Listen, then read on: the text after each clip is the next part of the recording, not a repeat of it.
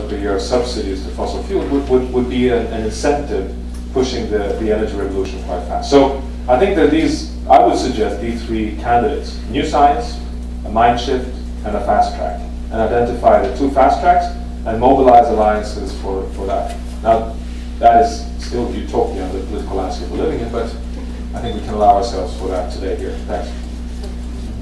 Thank you. Now I would like to give the word to Anders Wickman. Could you please reflect on Professor Rockström's presentation and maybe give you some more of your perspective of planetary boundaries? Thank you. Thank you very much. Well, you know, I'm much older than you are, so I'm old enough to recall when the Club of Rome report in 1972 was launched, Limits to Growth. I was somewhere in Switzerland at the conference, and I listened at BBC in the morning, and I immediately said to myself, this is something new that I have to pay attention to. And then came a rather difficult debate, as you know. The report originally was translated into I don't know how many languages, and they sold millions of copies, tens of millions of copies. So that was a very, very broad debate.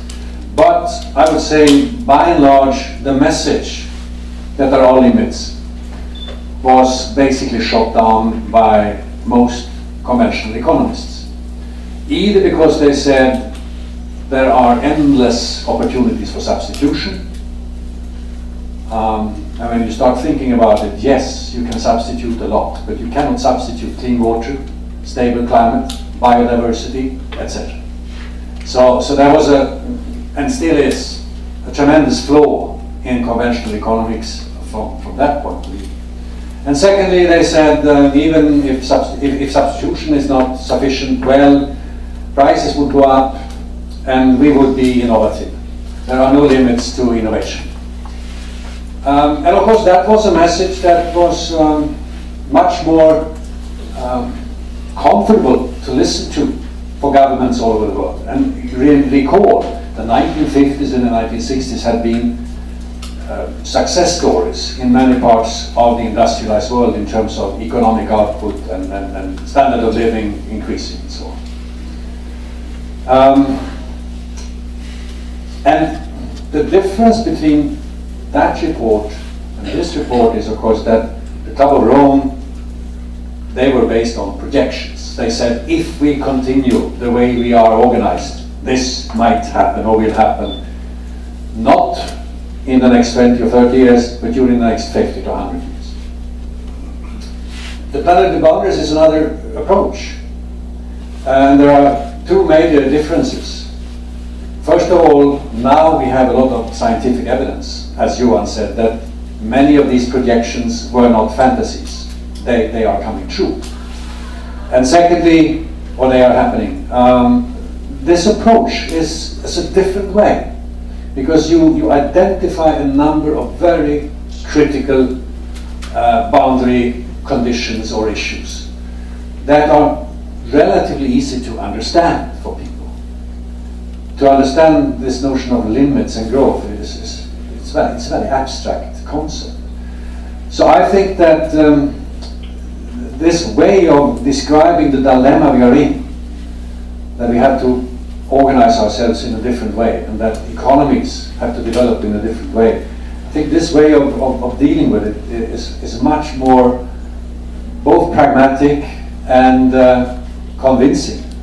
And this idea of a safe space, even if it's difficult to define, I think it gives also people the comfort that yes, as long as we respect these boundaries, there are no limits for innovation, etc.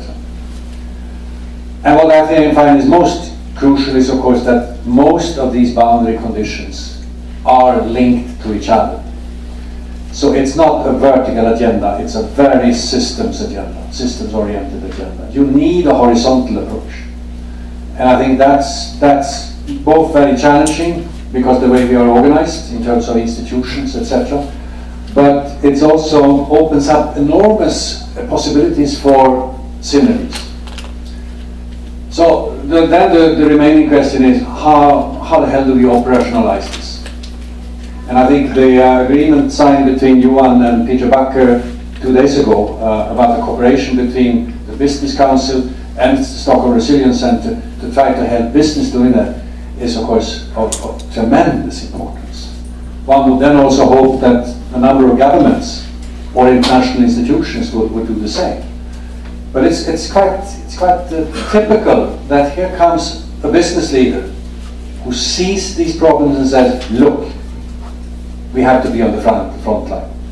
The government machineries are often very, very much slower for a number of reasons. I'm not saying that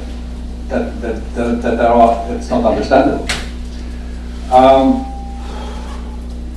One question which is very difficult for me to understand is why do we listen, we as a society, why do we listen more to economists who are most often wrong in their projections, and relatively less to natural scientists?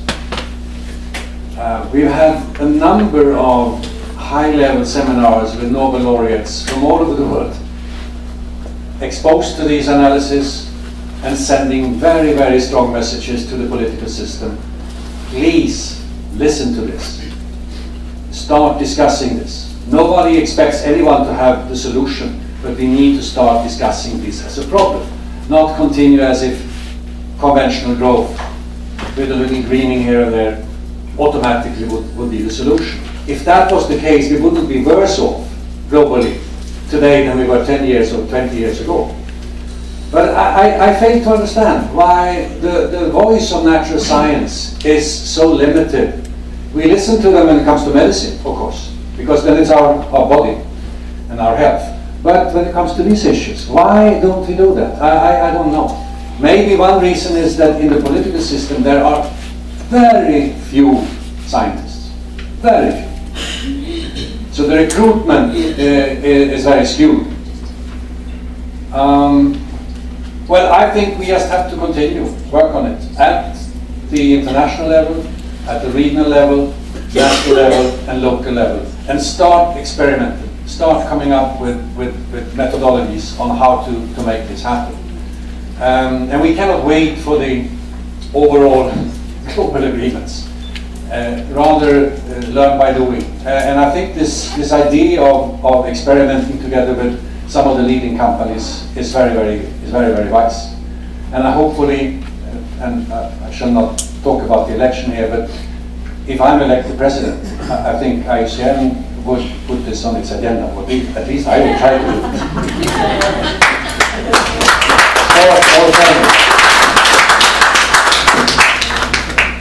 Well, what you just heard is that Anders Wickman has a background in politics. And with that, I will follow up with one more question to you, Anders, before I ask some other people in the panel.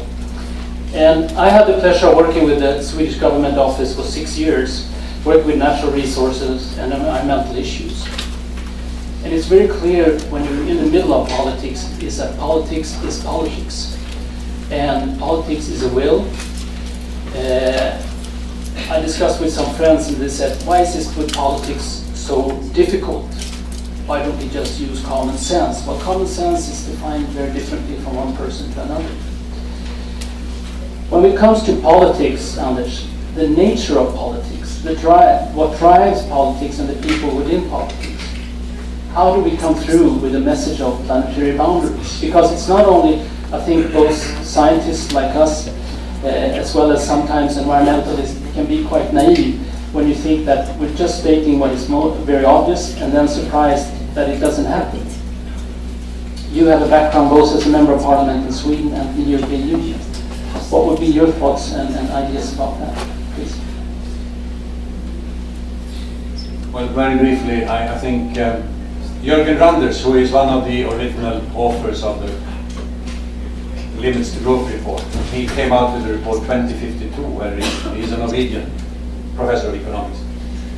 And his take on this is that the combination of short-term politics, short mandates, and short-term economics, markets, is a very little benign set of conditions. So, in his opinion, we should make our best to try to reform politics so that we build in the longer perspective. And secondly, we have to change the policy framework. I mean, I don't think, I'm absolutely positive that companies could earn revenues and make profits in a model that was different than the one we have. It's just that as long as companies are not forced to change, they will probably not do that. I think the critical issue is, of course, to have access to the finance ministers, because they are the real decision makers, if not prime ministers. Ministers of environment, however important, intelligent they are, they have relatively little clout on these issues. So I would suggest that we invite 20-25 finance ministers from different parts of the world. We invite them to an island where they can't leave. We sit there with them for 72 hours. We massage them with this message, and we ask them to help us initiate an in-depth debate on this. Not pretending we have the answers, but at least we have to start discussing. Because the transition period is going to be very difficult. And there are many forces, particular vested interests, who will fight every change that is being proposed. But I think it can be done. I think it can be done. Thank you, Anders. Now I turn to Dr. Sendashonga. Just call me Siri. Okay, Siri. Yes, against the backdrop of planetary boundary, many of which are believed to have happened already, like Johan just said, what will be the message from IUCN? You're working with IUCN and you're working with policy issues. What will be your thoughts about that, please? Thank you, Marcus. First of all, it's an honor for me to be in a panel with such distinguished panelists. And before I answer your question, if you allow me just 1 minute to reflect on the keynote presentation that was given by Johan.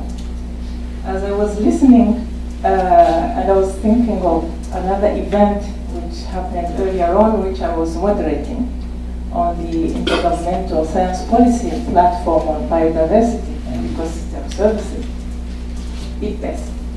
And I had a few panelists also there. And one of the questions we asked them had to do with how should then the scientists or people who will be in that panel communicate their findings that are relevant for data management and of our biodiversity and ecosystem services. And one of the panelists said, yeah, please, they should try to avoid communicating fears. Okay. And as you were talking, I was thinking, I'm so afraid. Is there a place on this planet I could run to hide because everything around us is collapsing? So what I'm trying to say here is, indeed, it looks like we're really overshooting our safe operating space, as you call it in the report. But as often is the case in the history of humanity, this is a moment to be courageous and act. And as Anders said, can I call you Anders? Even if you might end up being my president? Some of the initiatives we are seeing, when you're also listening to the message that came yesterday from the panel that was talking about green economy, it's good to see that there are quite a number of stakeholders who are ready to act, to make sure that it's not business as usual, to make sure that we do not have to wait until we have all the evidence. A lot of it is already there, as you showed. But let's try to do something to prevent this from happening, or to take us to a path that can somehow lead us to a sustainable development. And in that regard, indeed, it's encouraging to see that partnerships especially those involving the private sector, the businesses, are beginning to form. And for me, this is it's a sign that this transformative change, this revolution that the president of WCSD was talking about can happen. And of course, Johan, when you referred to somehow the disappointment you felt when the report you took to Rio, after indeed a lot of the messages had been taken on board in the report of the high-level panel on global sustainability, resilient people, resilient planet, and somehow within the mainstream conference of Rio tended to not to find traction. And I was thinking there is a message also. How is it that sometimes good science fails to be accepted that easily by the policymakers, the politicians? And I think Anders pointed to some of those things. And that's where I think, now to come to the question you asked me, an institution like IUCN can indeed, and has been trying to play a significant role to make sure that we bridge that gap, to make sure that governments, policymakers, scientists, local communities, business communities have a space where they are together. Like we are together in this Congress, where we're not talking of those who are members, those who are observers in the sense of government and non-government. We are all equal in a sense because we are committed, we are bound by the same objective to find solutions to the problems confronting our planet and our survival as a species on this planet. And one of the things that I think is important also, what this crisis, between quote and quote, if you allow me, because as you say, some people don't believe there is a crisis. Of course I believe there is a crisis, is to begin to make people look at things differently, question some of the conventional wisdom, like what you were saying about the economic models that has been based basically on projection until it's proven wrong, then okay, fine, let's find something else. Based on a view that there is a certain part of science that perhaps has all the answers, therefore, or don't worry, our science will find an answer. Let's look at all the wisdom that humanity has in all its different knowledge systems. For example, traditional knowledge systems, which sometimes is coming from communities which live in very difficult situations, high mountains, dry areas, where on a daily basis they have developed ways of coping with difficult circumstances, and learn from all of that what can inform and make us advance towards this revolution that we are all calling for if we're going to evolve out of the conundrum in which we are. And I think the new program of IUCN, which you have been presented with, and you still which is still being presented throughout this week with a view to being adopted, I think that's really what we're trying to do. Take the science piece of it, the knowledge products that can inform the policy. Look at examples of concrete sustainable development in action where you take these socio-ecological systems, looking at both people and nature. The solutions that you can apply to solve certain challenges, and then take it all together and hopefully continue to drive that mission of IUCN, which, as you all know it, because a lot of you are members of this great union, is indeed about that vision that we need to use the natural resources in a sustainable manner, ecological speaking, but also equitable. So those concepts were already foreseen 64 years ago. And I think we have to continue to work to make sure that that vision comes full circle. I hope I have tried to answer your question. You have very well. Thank you very much, Siri. Before we go on with the next speakers in the panel, maybe you want a short comment? No, I think Okay. Let me give the word to James, who has a background in economics. There's been a lot of discussions about that. More psychology. Okay. I'm happy Maybe to be that's called a even more doctor. interesting. I'm happy to be called a doctor because Dr. James got a good ring to it. Okay, so I'm trying to read some notes Peter Barker gave me this morning before he left, and then my own comments. So I can remember as a political science student and looking at the politics around the Club of Rome report and when it was released. But just in terms of WBCSD and its work on this area of planetary limits, we've actually worked in this area for quite a long time, but we haven't done it in a systematic way. We certainly haven't had that concept. So we did some scenario work where we looked at some early future scenarios. A preferred one, which was based around ecological resilience, and one which wasn't. I think our work in the area of biodiversity and ecosystem services really started with the Millennium Ecosystem Assessment, which gave some pretty big numbers about how bad things were. I work a lot with the NGO community, and WWF